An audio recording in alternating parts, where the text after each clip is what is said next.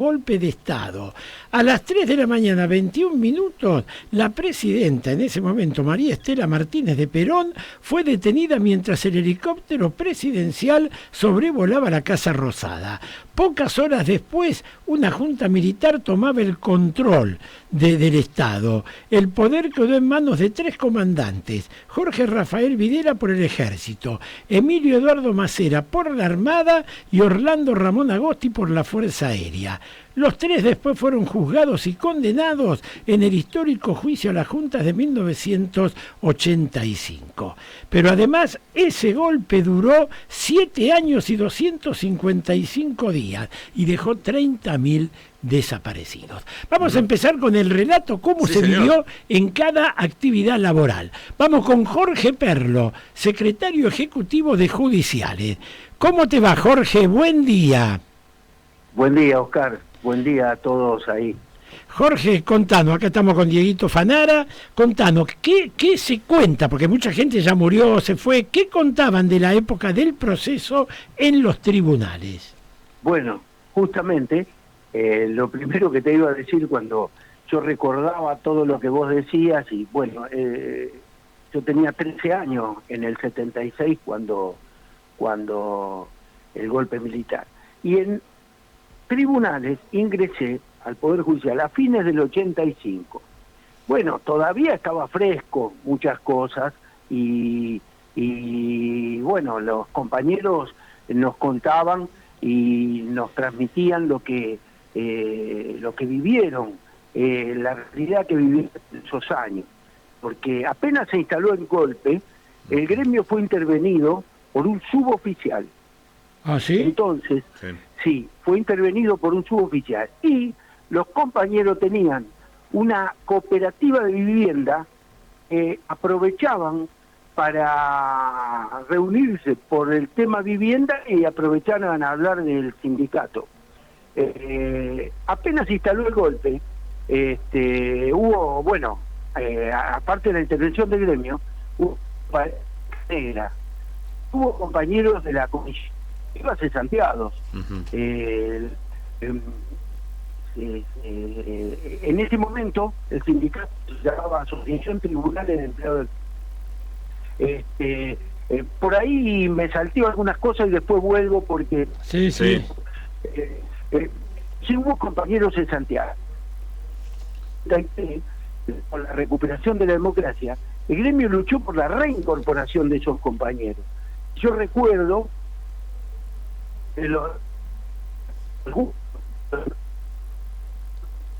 se nos pierde mucho la señal. Sí, se nos pierde mucho la señal. Vamos.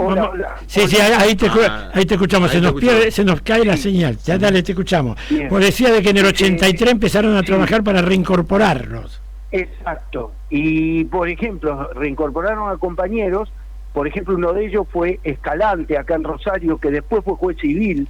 Un compañero llamado Juan Raúl Jurado, Rubén Santanciere, que cuentan que había sido secretario general y cuando se reincorporó había sido perseguido, porque algunos se tuvieron que exiliar y otros quedaron acá y sufrían persecuciones. Cada vez que salía de la casa tenían a alguien que los controlaba, y ya volvió mal este compañero. Claro. Yo lo conocí a estos 3 y a otros que ahora no me acuerdo en este momento los nombres.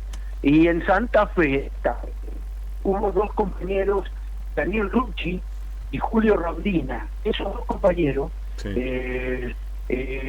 Rondina era secretario de Cultura del sindicato. Estos 2 últimos después de muchos años fueron camaristas en Santa Fe. Camaristas de abogados de Daniel Rucci. Y simultáneamente, además de los cesanteados, dentro del Poder Judicial, tanto en el norte como en el sur, había listas negras.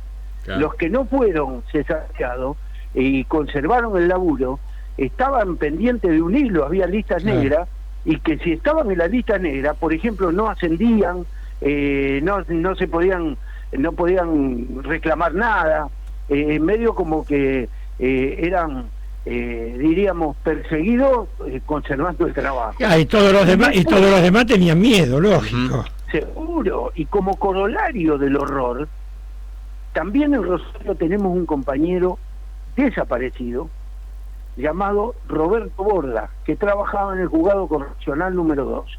Ese compañero, después yo me enteré,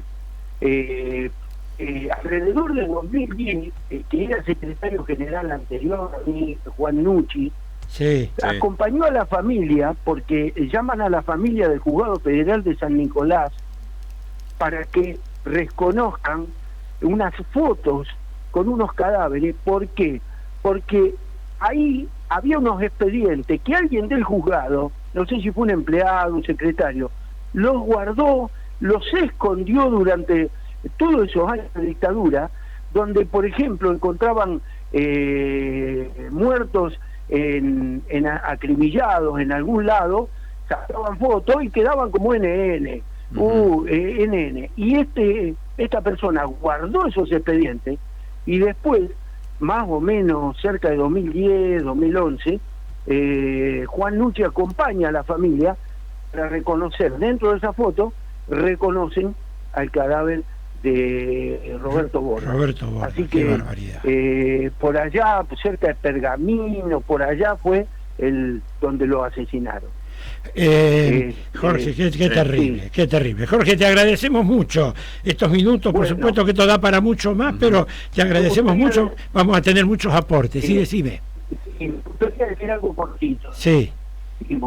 En mantener viva la memoria, porque esto no es mirar para atrás o recordar solamente, es entender el presente y evitar que la historia se repita, evitar que retorne el horror, la violencia, esa voluntad de poder que decide terminar en lo que piensa diferente. Y si bien hoy, sacando el terrorismo de Estado, muchas cosas se están repitiendo. Abrazo grande, Jorge. Un abrazo y muchísimas gracias. No, al contrario. Bueno, qué terrible esto que contó. Fíjate vos de un tema, cómo salieron desaparecidos.